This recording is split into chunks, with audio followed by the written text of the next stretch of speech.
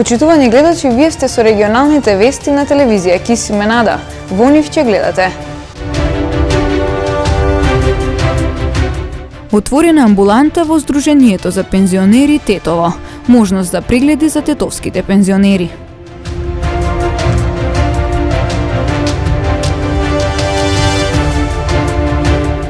Сдруженијето на срби и македонци Кут Бранко Чајка организира хуманитарна акција по повод 30 годишниот јубилеј.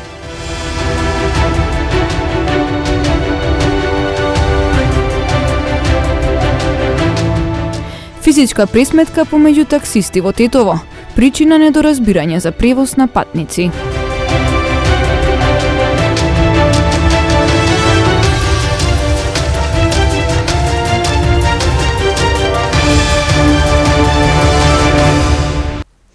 Тетовските пензионери од сега ќе може да ги извршуваат потребните прегледи во пензионерскиот дом во Тетово.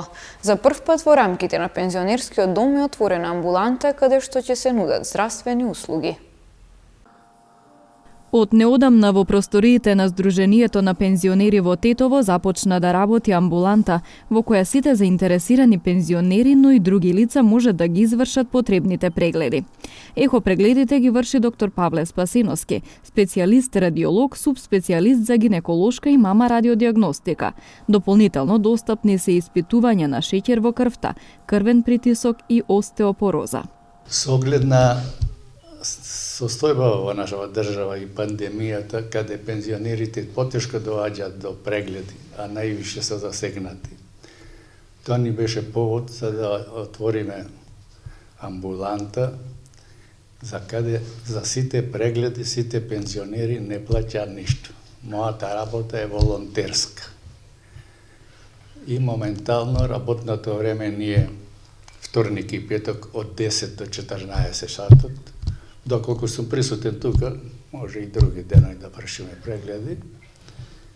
Да напоменам, сем еходиагностиката што ја правиме, со отварањето на оваа амбуланта ние вршиме преглед, испитување на шеќер во крвта. Вршиме преглед на крвниот притисок и вршиме преглед на остеопороза.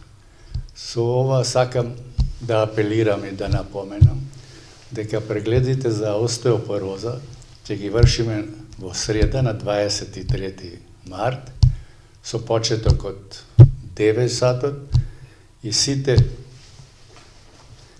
пензионери и не пензионери кои има потреба за вакви прегледи може да се пријават кај нас во Сдруженијето на пензионери и да бидат прегледани со минимална партиципација од 200 денари.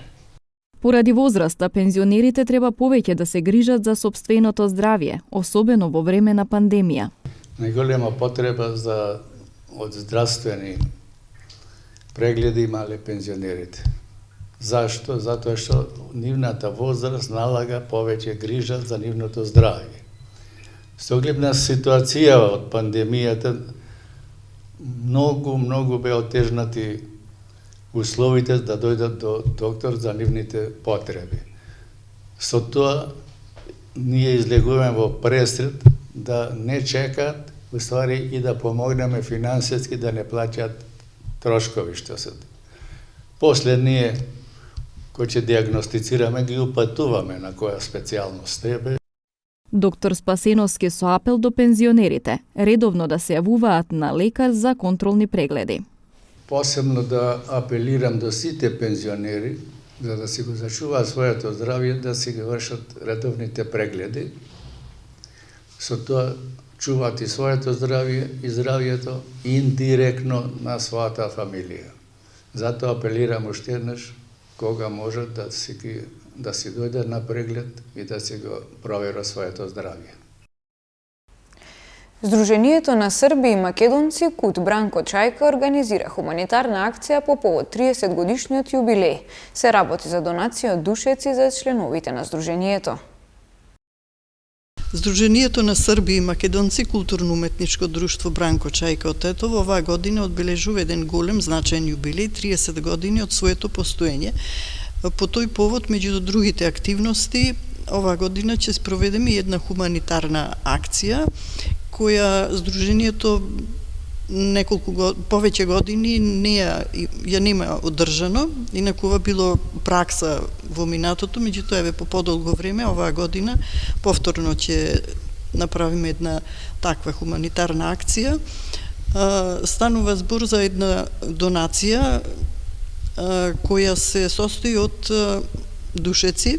Ни се обраќаа повеќе членови од Сдруженијето, знаете сега каква е оваа состојба, луѓето имаат потреба, од секаков вид потреба, и ние се обративме до фирмата Емтел, која ни донираше душеци, ни донираше вкупно 55 дупли душеци, бебешки душеци и неколку јастуци.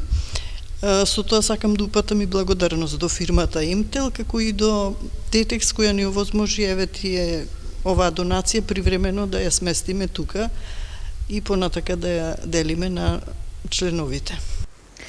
Инспекторите прават проверки кај производителите на зејтин заради тоа што деновиве стигнувале пријави дека недостасува овој производ во продавниците.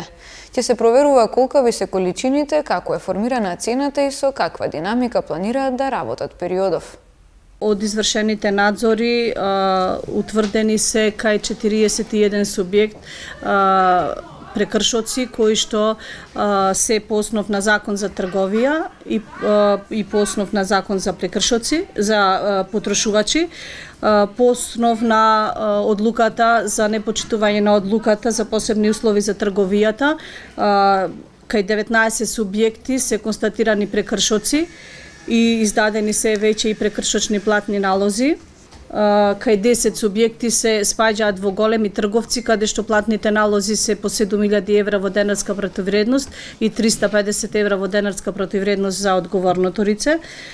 Кај 3 субјекти се изречени платни налози по 3.000 евра во денарска противвредност за правното лице и 200 евра за одговорното лице во денарска противвредност, додека кај 18 трговци издадени се прекршочни платни налози за непочитување на законот за трговија по однос на евиденцијата дека не се наоѓа во трговскиот објект, односно во деловниот објект, што е, како што ви кажав и минатиот пат, основ за да се утврди дали се почитува или не одлуката за ограничени маржи која што е донесена. Со самото појавување наше на терен, голем дел од трговците буквално во од ги менуваја цените и ги усогласуваја, така да мислам дека тоа што сме постојано присутни на терен, дека има резултати, дека во овој момент имаме се помалку и помалку пријави каде што имаме реакција